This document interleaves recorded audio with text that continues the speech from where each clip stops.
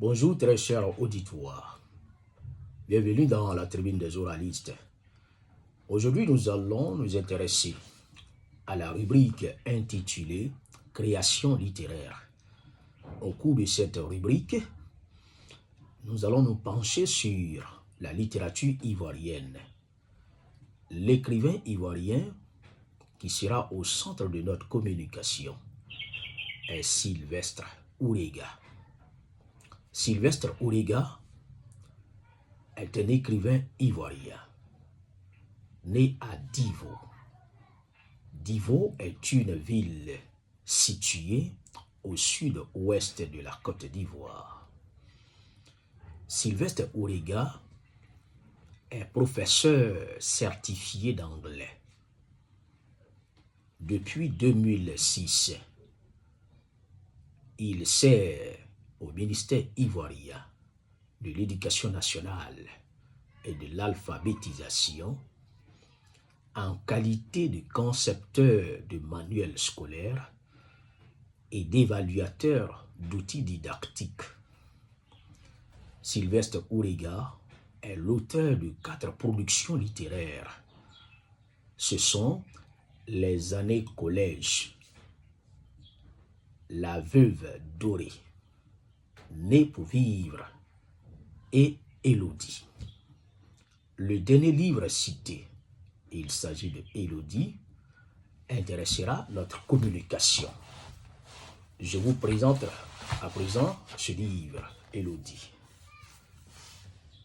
Élodie, en termes de classification des genres littéraires, est une nouvelle. Donc l'œuvre Élodie est une nouvelle. La nouvelle est un genre littéraire où l'écrivain offre au lecteur une série de récits, c'est-à-dire une série d'histoires. Ces séries de récits portent chacun un titre. Généralement, ces différents récits ont en commun le même axe d'étude.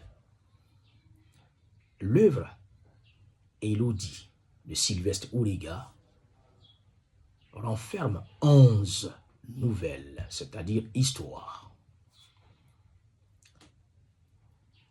À travers ces 11 nouvelles, Sylvestre Ourega aborde plusieurs thèmes tels que la consommation de la drogue par la jeunesse, l'irresponsabilité de certains parents, les rapports sexuels non protégés, les horreurs de la guerre, la violence, le viol, le VIH-Sida, la fausse amitié ou la mauvaise compagnie. Prenons par exemple le thème de la fausse amitié.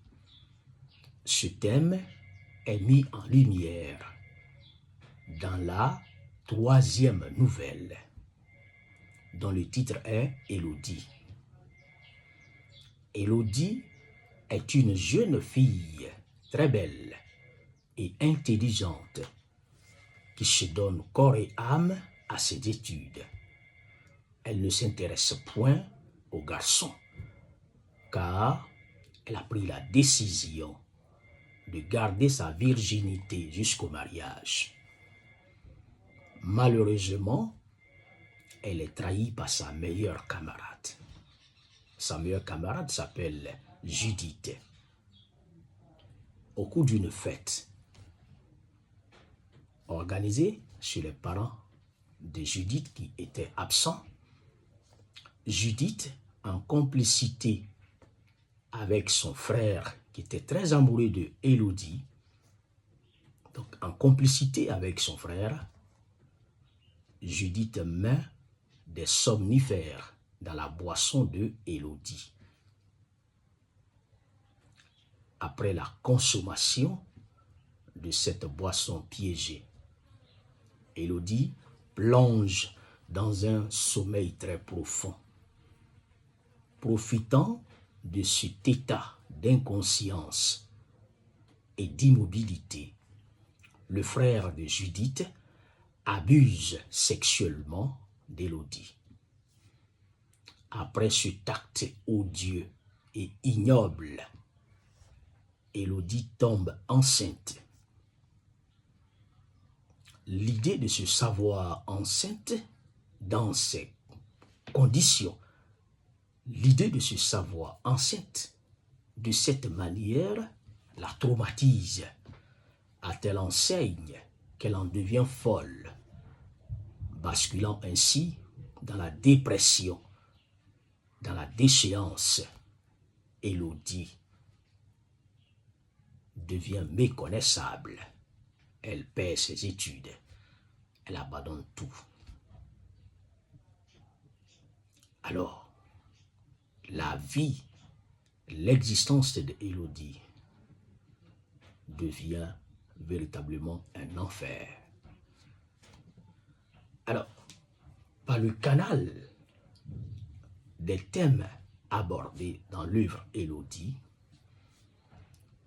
Sylvestre Ourega dénonce les tares de la société, invitant ainsi l'humanité, surtout la jeunesse, à emprunter la voie de la sagesse, de la responsabilité et du succès.